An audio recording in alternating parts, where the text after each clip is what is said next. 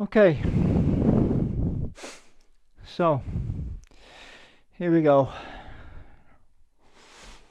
Welcome to my first video. The intention of this video is that it will be the first of a series. Hopefully short, maybe 10 minutes, we'll see. Probably once I relax and start talking, you won't be able to shut me up. The purpose of the video is to talk about my experiences living with a disability, which should be plain to see for all of you viewers, if there's anybody watching this. The reason I'm making the video, why am I making this video?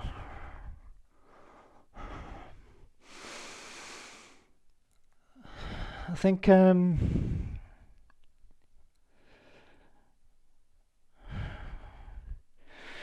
had a dream a few weeks ago, and it was quite a powerful one. My dreams are always a bit weird and abstract, they're not clear visually. It's all feelings and odd shapes and sounds and senses. And in this dream, I was in this kind of dark place, and off to my side there was light. And I had something in my hands, some kind of object. I don't know what it was. And I was trying to figure out what it was. And obviously I was getting nowhere because I was in the dark. So in the dream I realised I needed to move out into the light. It was sunlight. And I woke up with the profound sense of having had some kind of revelation. It's not much of a revelation, is it really? You can see things in the light. But it was the emotional understanding that if you're struggling to process something, if you're struggling to make sense of confusion and pain and something that's happened to you,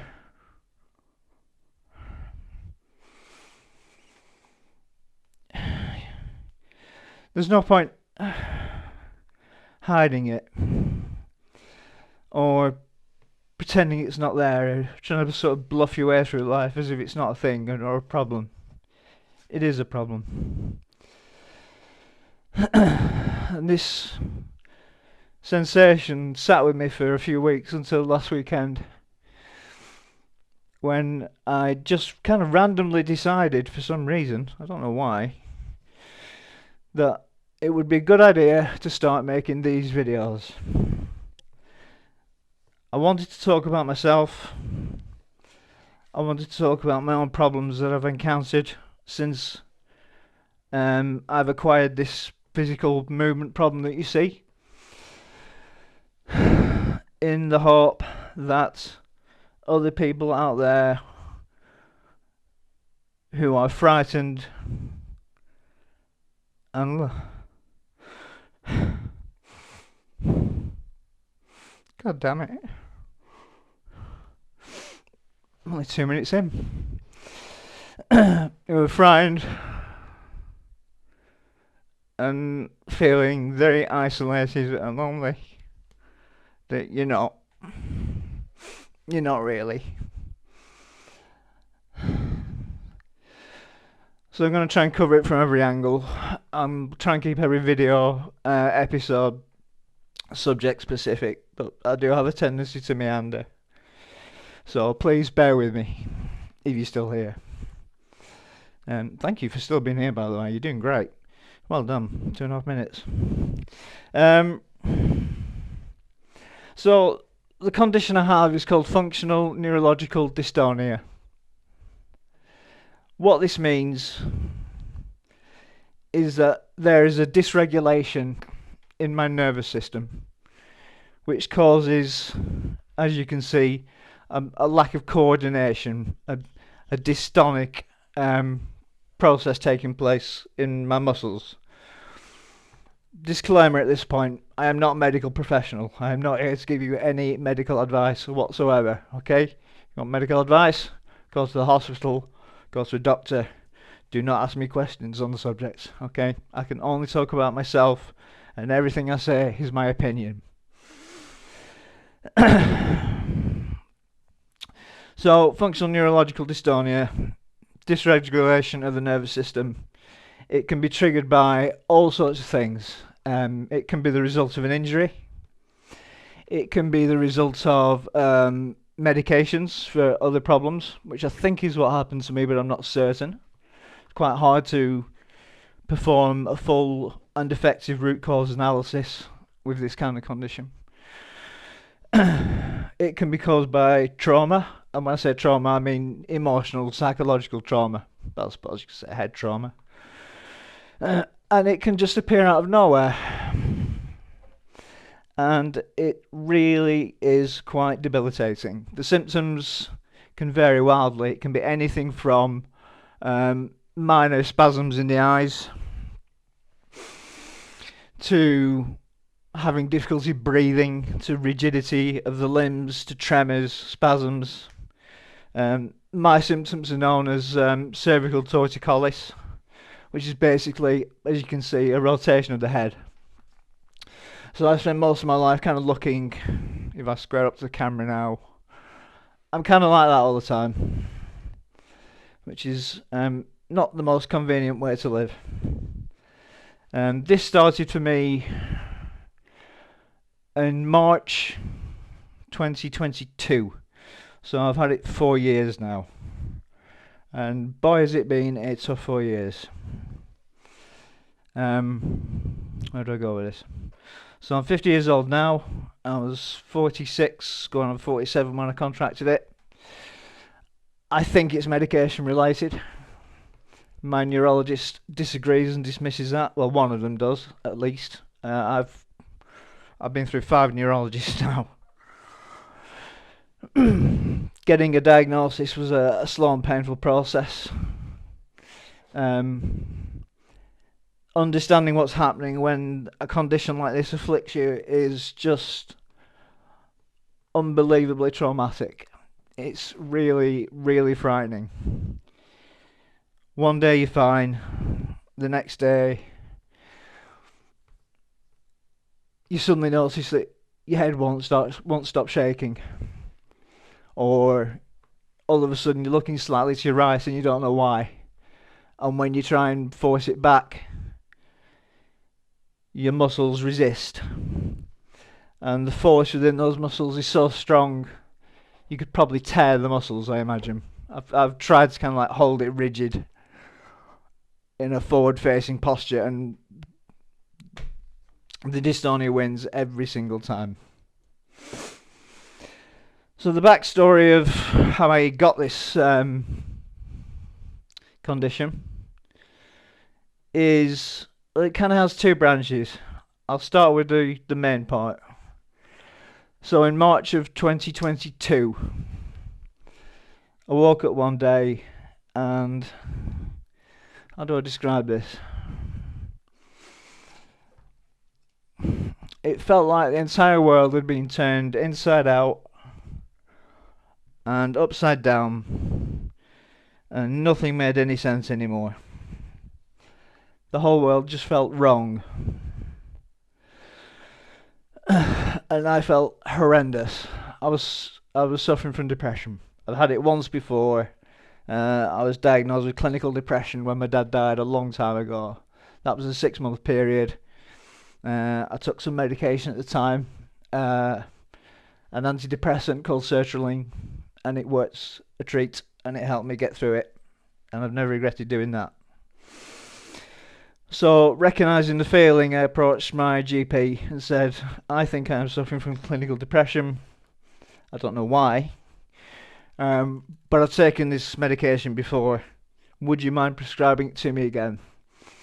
And after a little bit of toing and froing, the doctor agreed. I assured them I would be careful, which I was. I take this stuff very seriously. And I went and got my prescription and looked forward to just mellowing out and returning to a state of normalcy. It takes about 2 weeks for sertraline and other SSRIs to kick in. SSRIs are selective serotonin reuptake inhibitors. It's a class of antidepressant. I think Prozac is one of them. So I'm 2 weeks into taking sertraline, and I'm sat in this bed here, which is my old bedroom from when I was a teenager, this room. And that's the bed I slept on, and I'm just visiting Mum at the moment, so the next video may be where I'm in my flat down in London. But anyway, I've sat up in bed, drinking a brew, watching a movie, and this lovely feeling of calmness swept over me. And that was the medication taking effect, so I just felt good. Well, that lasted about a day. So after a day or two, I started to notice that I was kind of developing this like slight tremor in my jaw just here. And it wasn't profound, it wasn't a problem, it was just one of those little muscle spasms you sometimes get when you're fatigued. So I ignored it at first. A couple of days later, it had got worse, and something told me, I just kind of knew deep down something bad had happened. So I looked through the side effects sheets for the medication, and sure enough, dystonia was one of the side effects. So I did a bit of research, and it turned out, yes, this can happen. You can take sertraline, and you can potentially, under some circumstances, develop dystonia. It's recommended simply to cease the medication, have a change of medication, and you'll be right as rain. It is also a very rare possibility that it's permanent. Well, guess which one I got? 4 years later, here we are. So, what happened then? I started to panic. Yeah, I started to panic. I started researching how to treat this, and I discovered that you can take an anticholinergic drug, which you all know as Nitol. It's one of the stronger versions of Nitol, where you have to go to the pharmacy and ask for it, and you can only get it in certain quantities. So I went and bought some, took the Nitol, did actually feel a bit better, but it didn't slow the progress of the condition down. It was getting worse and worse. And at that point is where everything starts to fall apart, because you go to your GP's not trained to understand these conditions. So you get referred to a neurologist. Good luck getting a neurologist in the UK at the moment. You're in for a long wait. So I was hanging around, getting more and more scared. Every day it was worse. Noticeably worse. I would wake up, I would get about 30 seconds of peace, and then it would start. And I can't put into words how much it frightened me, because my dad had Parkinson's disease, and I always told myself that if I ever get that disease, I am walking off a cliff. I couldn't live with it, and I was really scared that I had Parkinson's disease. So I started to crack up.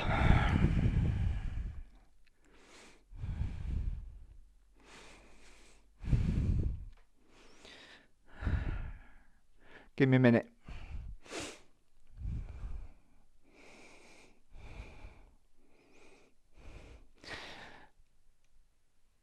I really started to fall apart. And the doctor gave me some diazepam, just helped me calm my nerves a bit, and that helped a little bit. But it got worse and worse. And I was just lost. I had no access to a neurologist at that point. I didn't know what the hell was going on. I was just getting more scared by the moment.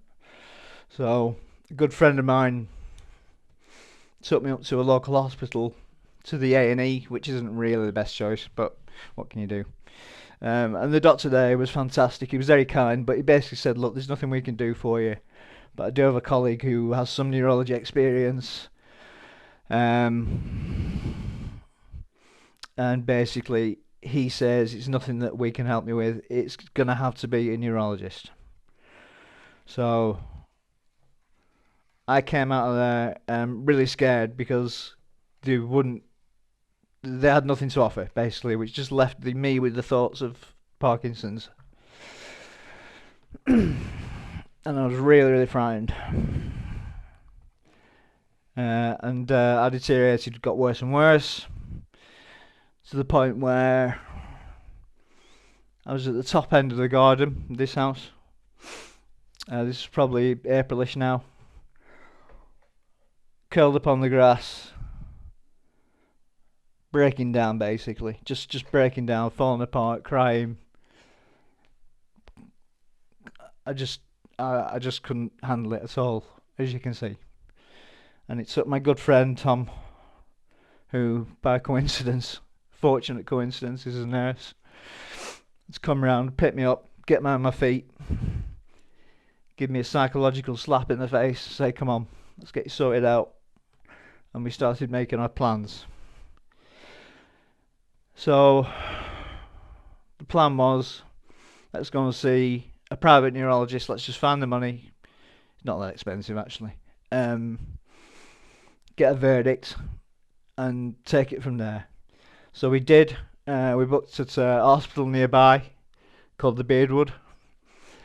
We saw a neurologist there who was a cool guy, really nice. He performed a few basic tests on me, which I'll go into detail on later. And he reassured me that I do not have Parkinson's disease, which was great. That's a massive plus.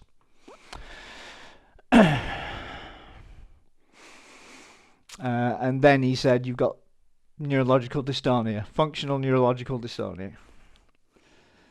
He gave me a prescription for amitriptyline. That's for another episode. And off I toddled, feeling a bit better. So that's where we are now. We're at the diagnosis part. Now, I've just realised I've been talking for 17 minutes and I only intended to talk for 10. So I'm going to leave you with this cliffhanger. And I'm going to make another video next weekend because I'm feeling a bit more confident now about what I've just done. I may feel different once I look back through it. We'll see. This may get uploaded. It may not. If it's been of use to you, or if you think it potentially may be of use to somebody else, I'd be grateful if you'd share it. You don't have to. I'm just happy if you've seen it. There's more to come. I have put a link to buy me a coffee in my profile if you feel like it was worth chipping in a quid, but absolutely not obligated to do that at all. If you feel it was worth it, fine, thank you so much. If you don't, I don't care, it's alright. I'm just glad that you made it to the end. I'm glad I made it. There you go. I accidentally switched my mic off because I am completely unprofessional. Right, anyway, so that's me signing off. That's episode 1. I think there will be an episode 2. If there isn't, then you can just forget this ever happened. Thank you very much for being my audience, and I look forward to speaking to you again. Take care. Where's the off button? Oh, it's there.